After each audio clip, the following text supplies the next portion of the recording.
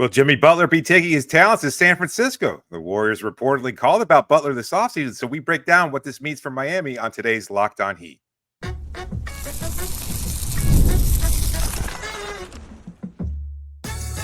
You are Locked On Heat, your daily Miami Heat podcast, part of the Locked On Podcast Network, your team every day.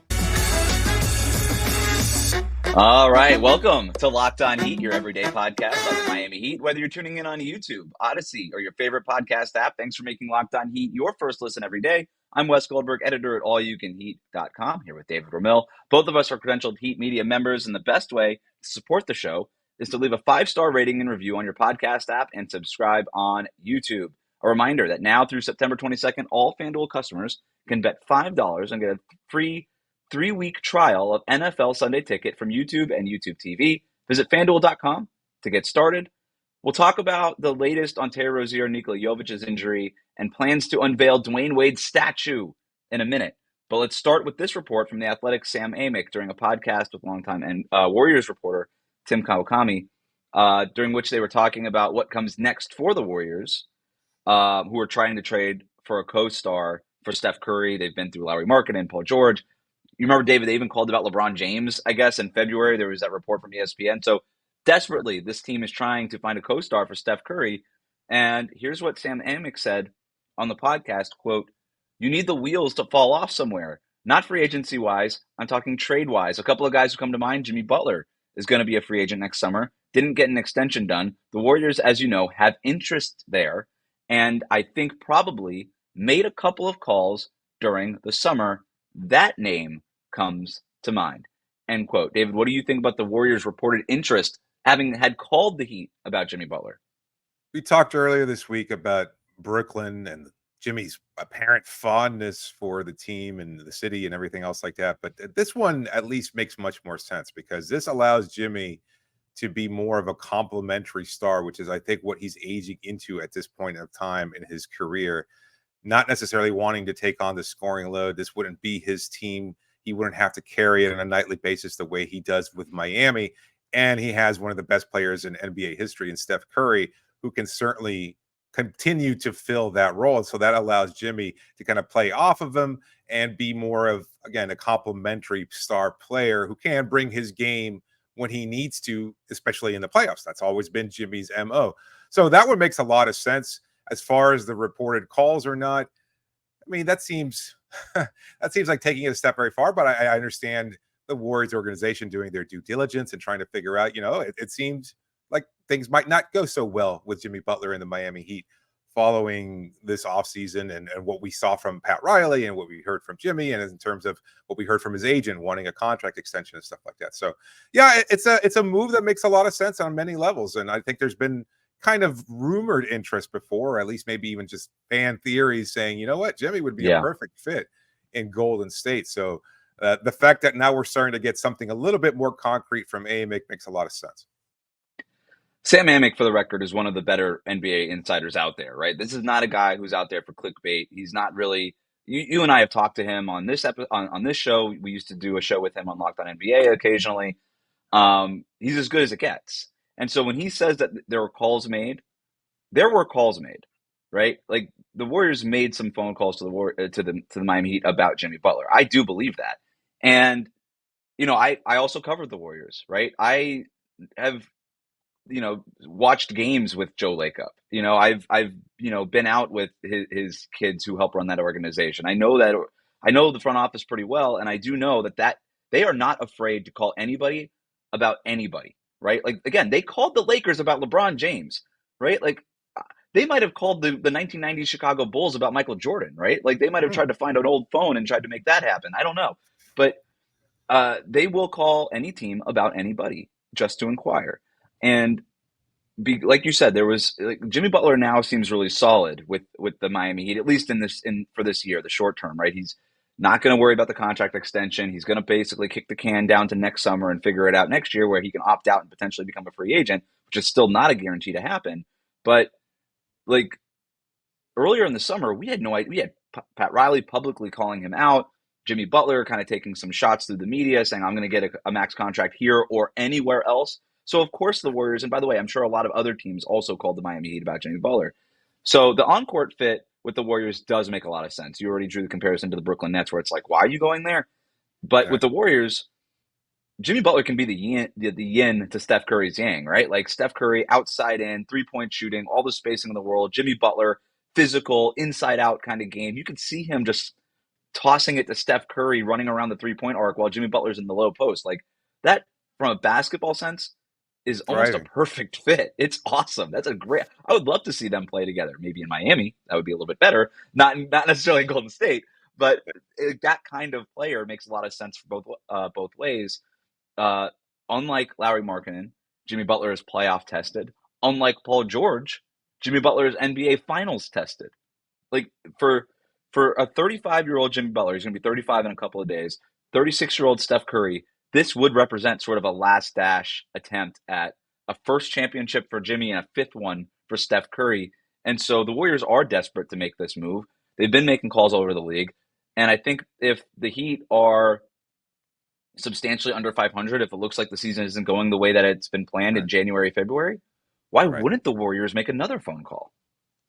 So is that, I was just wanted to get into the logistics of it. Is that something that you think might potentially play out, or from Sam's reporting, is that something that the teams might explore later or during the middle of the season, but right before the trade deadline, or would it wait until the offseason when Jimmy has to make a decision regarding whether or not he opts based on in what or Amick opts was out? saying, the Warriors want to make some sort of deal sooner rather than later. They are desperately looking for a Steph Curry co-star.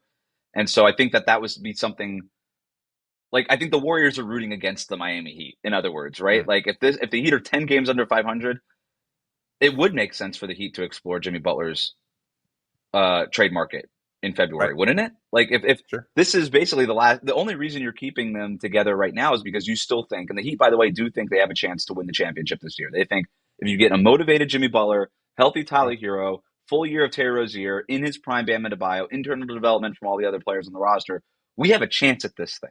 But if by January or February they come to a different conclusion, you know what? This isn't the year we thought. We're not healthy. Motivated and engaged Jimmy Butler doesn't really account for him being 35 years old, whatever. We got to make a different move rather than risk Jimmy Butler walk away for nothing. Maybe they do make some sort of move before the February trade deadline. Like that's totally plausible here. And if that scenario were to play out, I think the Warriors would be really intrigued in making a deal. Now, I think the other thing I kind of took away from this was, and we don't know what the Warriors offered, or if they like a phone call might just be an inquisition into like, hey, is Jimmy Butler available? And they might have never even gotten to the trade machine part of the conversation. But which I would imagine is actually how it played out. I don't think an offer was ever made, because I do think, because my big takeaway from this report also was the Heat got calls and they just said no thanks. Right. And that to me is a team that says, nope, we believe we still have what it takes to win a championship until proven otherwise. And moreover, I think, or specifically rather, I think it also indicates that they want to continue working with Jimmy. Like they want him to be on their team. They want him to retire as a Heat player. And I guess perhaps somewhat optimistically or unrealistically, they'd also want him to be able to win a championship and complete his great career here with accomplishing the one thing he has not been able to do up to this point. So that's how I see it too. It's like, oh, thanks for your call. I get it. Even when things look bad, at least publicly in June, they did not necessarily reflect any kind of, we need to make a move right away. We need to go and go do a complete 180 right now and pivot from the Jimmy Butler era into something completely different. So they were looking, if anything, to add, right? Like we know that they were trying to get DeMar DeRozan. We know they made a call about Lauri Markkanen. They made a phone call about Mikal Bridges. Like these are things that we know. They weren't looking to take a step back, and even a calculated step back, the kind of step back that has been argued on this program by me, and things like you can reason your way into it, right? But the Heat are just like, nope, we don't care about your reasons. We don't care about that. We're not taking a step back, not even a calculated one. We still think this team has a chance. And until we know it doesn't, we're not punting. We're not taking that step back. What would, though, a potential Warriors trade for Jimmy Butler look like? We'll talk about that next here on Locked On Heat. Today's episode is brought to you by FanDuel. You've heard us talk a lot about FanDuel lately. Well, for good reason. It's America's #1 sportsbook. And right now, we've got something a little different for you because between now and September 22nd, all FanDuel customers can bet $5 and get a 3-week free trial of NFL Sunday Ticket from YouTube and YouTube TV. So you've got basically a little less than 10 days to get something done. And believe me, if you're a Dolphins fan, well, you might want to start watching other games around the NFL. Oh, come on. It was just one loss. All right. I know we lost 2 though. Yeah. This is a heavy loss. Not just the loss, not just the numbers on the scoreboard. There's a lot kind of woven in It's here. week 2. Don't say it's already time to watch a different team. Yeah. Well, it might be fun anyway. You never know. Who knows if maybe you can get somebody who Skylar actually beat the Thompson, baby. Buffalo Let's Bills. go. Yeah. There you go. Next Brock Purdy. And with a YouTube TV base plan, you'll be able to watch every regular season Sunday afternoon at a market game because all you need is a Google account and a current form of payment, and you can cancel anytime. So just visit FanDuel.com and download America's #1 sportsbook today. We'll be right back.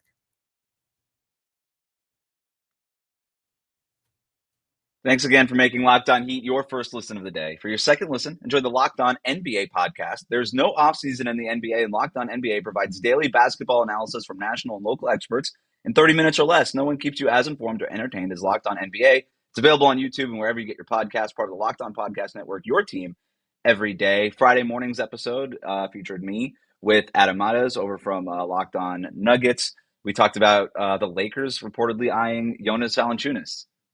September content, David. That was the A segment. That was our A block. So that's where we're at. But then we talked also about where the NBA GM survey went wrong 5 years ago. Nice. I think the answers might surprise you. So that was a fun conversation. Really enjoyed it.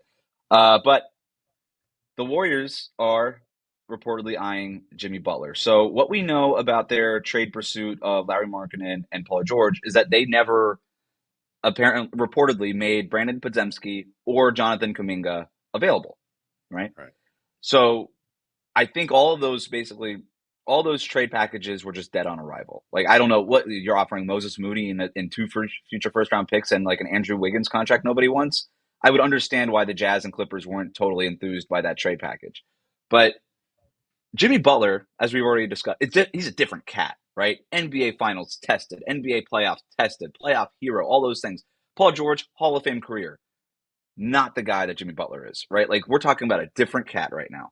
And so if you're the Warriors, do you think that they would or should or whatever put Podziemski, or I think the name would be Kuminga, because we also got that report from Anthony Slater this week that the Warriors are not going to extend Jonathan Kuminga before next summer, and that Kuminga is reportedly looking for a max contract, which is like, okay, cool. Good luck with that. But whatever, it feels like that situation is in a stalemate right now. And you just kind of read the tea leaves, Dave. And I'm like, okay, if a Jimmy Butler trade were to happen to Golden State, it almost feels like a sure thing that the Warriors would also just sort of punt on the Jonathan Kuminga problem. Seems like a strong word, but the dispute over the contract was like, you know what, let's not even deal with this. We'll just pay Jimmy Butler $50 million a year instead. Yeah, that makes sense. That might be like their last best bargaining chip, and that's why they want to make sure that they don't preliminarily include him in any kind of deal. It might just be like, that's putting all the chips in on the table, and that's not something you do in the early stages of negotiation. So I totally understand that approach. And also, Kuminga might also, I'm sorry, but Kuminga might be good, right? Like, well, maybe he takes a leap this year, and that also sort of makes the timing of this, if it's more of a trade deadline deal, the Warriors will know whether or not Kuminga took that leap or not. Is there the possibility? I mean, I don't think it's realistic, but is there the possibility that Kuminga will show so much in between the start of the season and the February trade deadline where acquiring Jimmy would become superfluous? That doesn't seem likely either. Like, they're both at varying stages in their career, but I think that would be the idea there, that if Kuminga shows out enough, it's like, you know what? Thanks, but no thanks. That's an interesting, like, what would Kuminga have to do? Because the idea here is for Steph to win a 5th ring. That's the idea, for the Warriors to win another championship. For Kuminga to emerge as a legitimate second offensive option that you can run offense through would be an unprecedented leap. Like, Kuminga has shown flashes, and there's a lot of Kuminga fans around the league. He has not even come close to being like, yeah, that guy's a second option on a championship winning team. Like, it would be an like, he would have to be averaging 23 points per game or something, like 23 points per game. by At the January, very least. February, like 4 or 5 assists per game because he'd have to be a playmaker also. Yeah. Decent shooting from 3-point range, all this stuff. Like, yeah, like if that happens, then you're very happy if you're the Warriors. Yeah, but it would, like I said, it'd be unprecedented. Right. So that's also unrealistic. So I think that they'll include a package of lots of different players. Like, I mean, we have to look at the reality of what Jimmy Butler is at 35, entering free agency and everything. Those are all knocks against who he is. They're not knocking the player, but just in terms of, The and I asset. hate using this, yeah, exactly. The dehumanizing aspect of him being viewed as an asset. He is not as valuable as an asset as he is as a player, which is why Miami's in a fortunate place because they already have the player on their team. They're not viewing him Right. as an asset. But if that's the case, then you're looking at, a team like Golden State says, you know what, you're gonna deal with him going to Brooklyn potentially and cashing in there if they're willing to throw money at him or going somewhere else. You know what? We can give you something so you don't wind up looking like you got nothing for him. And I don't know that Miami would accept that deal. Like, even if they wind up if they don't get the player that they'd want for him, which would presumably be an improved Kuminga, I don't know that they would. Like in the past, they've been willing to take that chance and be like, you know what, we'll see what happens come playoffs, and we're all geared in, and you know what, we can probably make another deep run with the roster as assembled, and they would just let him walk. I think, if anything. That's a good, like, how many games under 500 would the Heat have to be? Like, how dire would the season I've have said it to have be? before. I've said it before. Like 10? The point, no, beyond that, it's because even that, it's like, oh, we can always make a run, and we can if we You just can get make our the foot through play-in the tournament with door. 36 wins. Yeah. Yeah, if we get our foot in the door, that's the team motto. It would have to be a season-ending injury to Bam Adebayo. That I've said that before. That's the event that has to take place in order for Miami to say, you know what, we have no chance here. And even then, they wouldn't publicly admit it.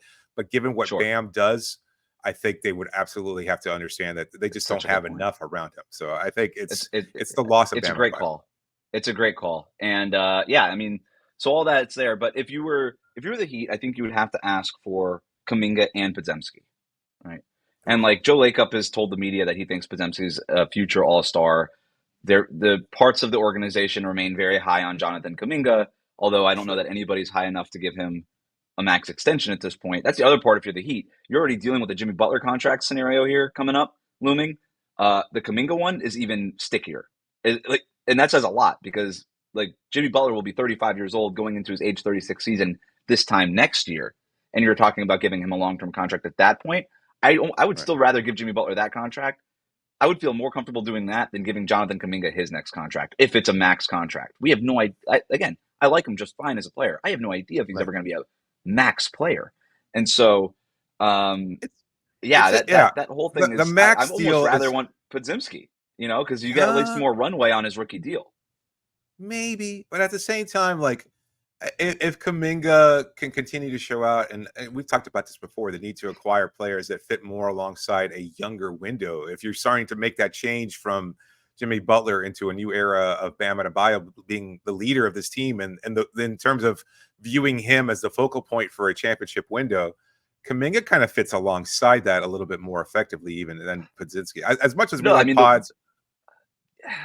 But like Kuminga, I agree with you as a basketball player, but Kuminga at $50 million a year, no way. Yeah, but he can't get that deal. He won't get that deal. And I mean, again, it's just I think you're part right. of the new CBA or the way things have changed over this offseason and what we've seen and what the future will. I don't think any team is out there viewing Jonathan Kuminga and being like, oh yeah, he's our max guy.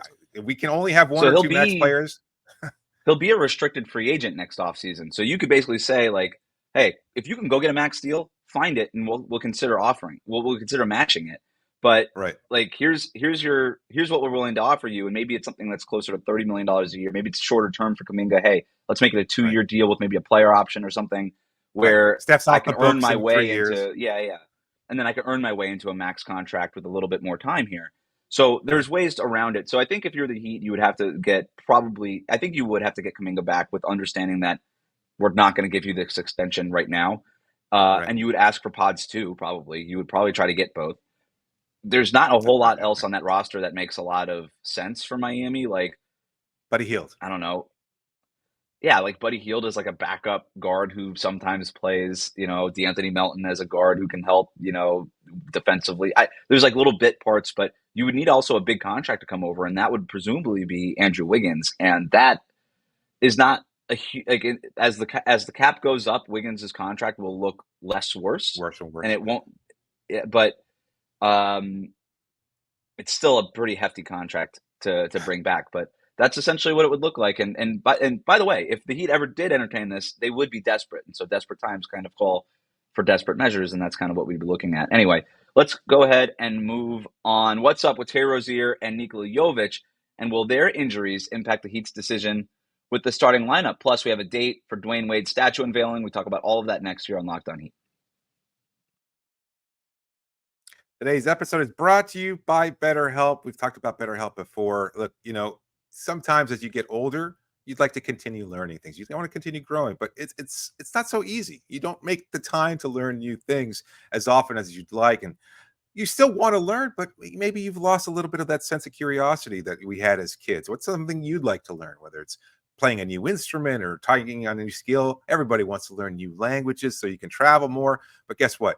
If you have a hard time finding that curiosity, therapy can help you reconnect with that sense of wonder, because the back-to-school era can come at any age. So if you're thinking of starting therapy for whatever reason, give BetterHelp a try.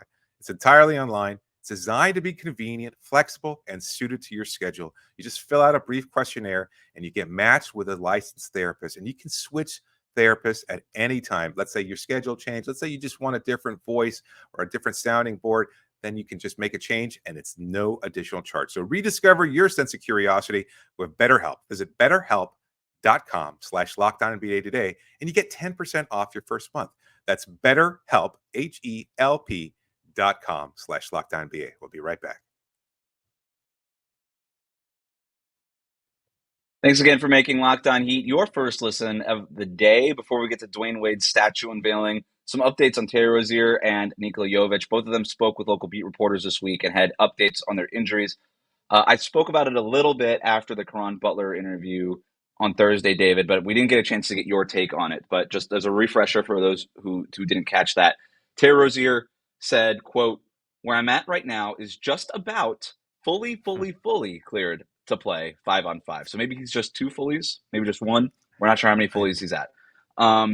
He continues to say, "I'm doing every on-court activity, playing a little bit of 3-on-3. So I figure in the next couple of weeks, I'll be graduating to 5-on-5. I feel great."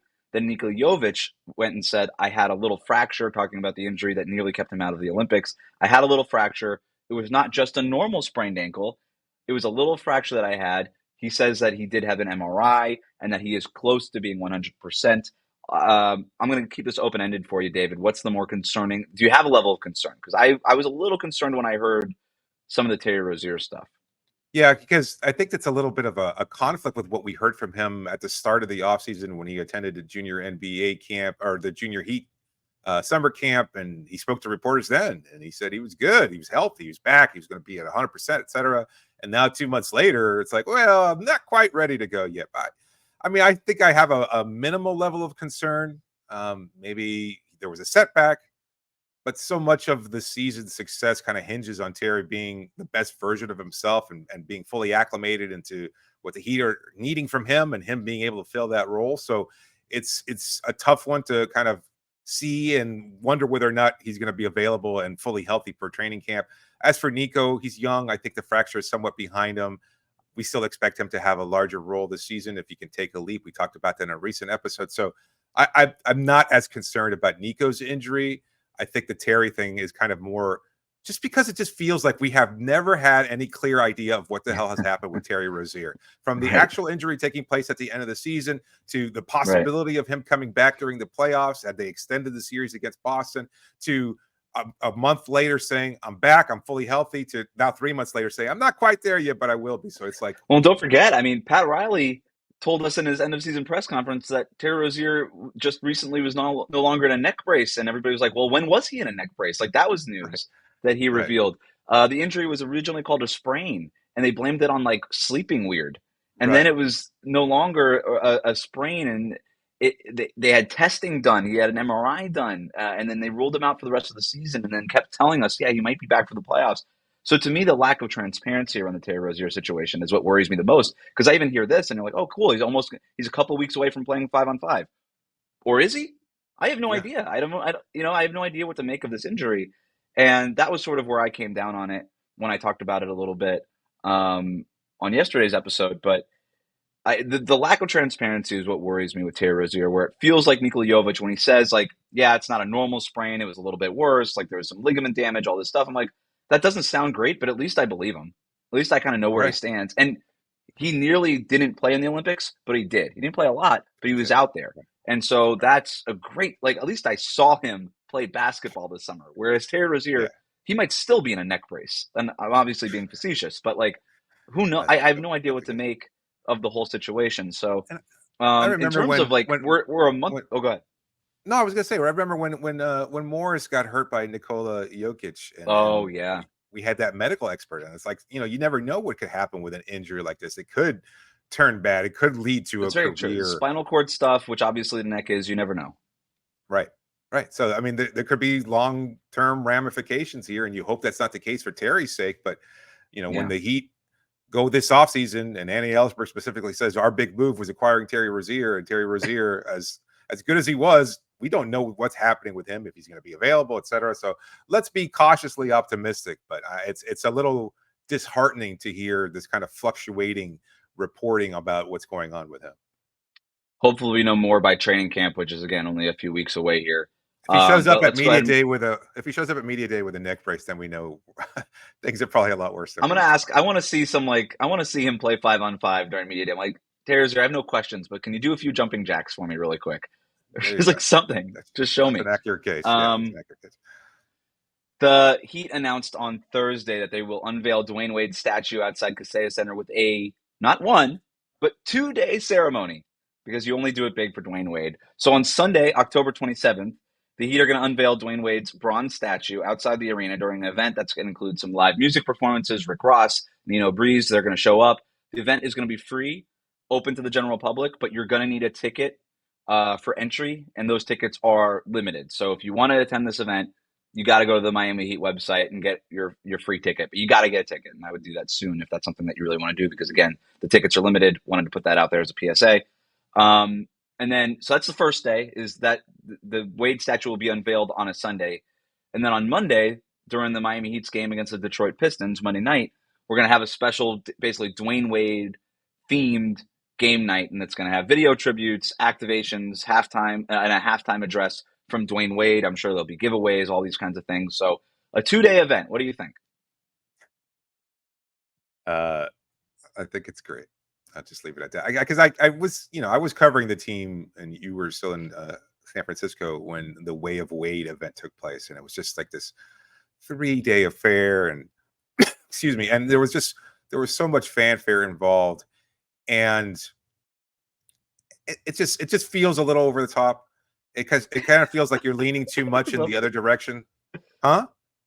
I love that. I love the grouchy take on Dwayne Wade night. You're just like, it's too over the top.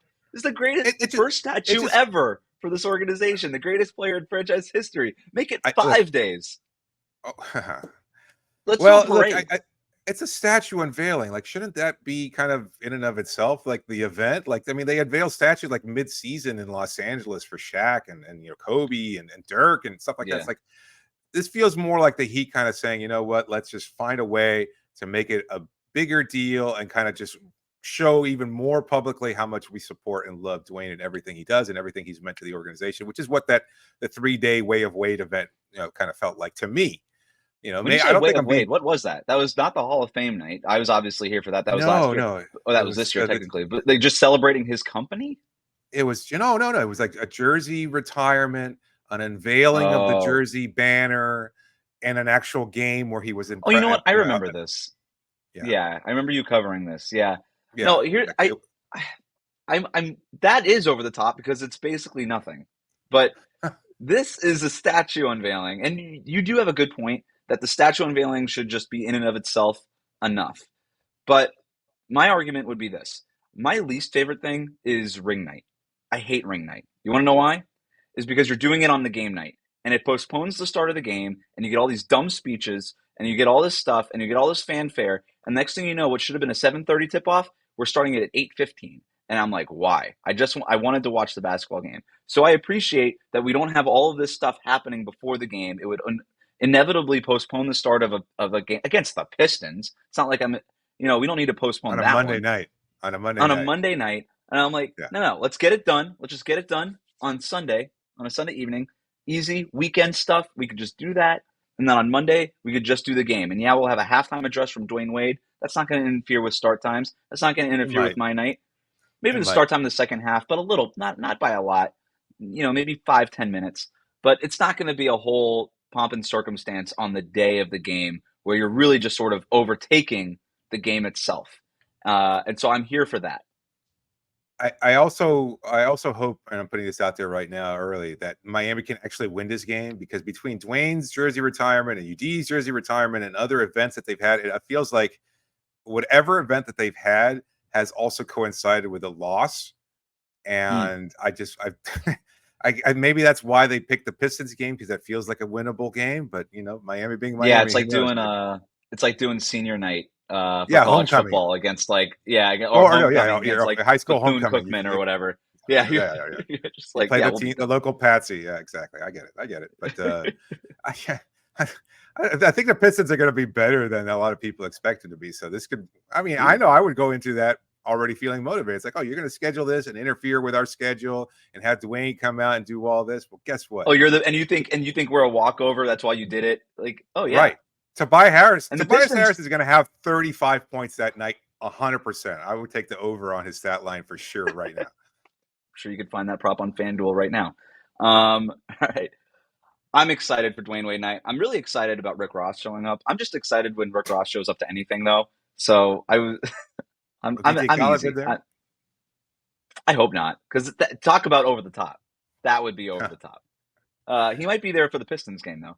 Thanks so much for making Locked On Heat your first listen every day. Like, comment, and subscribe on YouTube. Follow us on your favorite podcast app. Have a great weekend.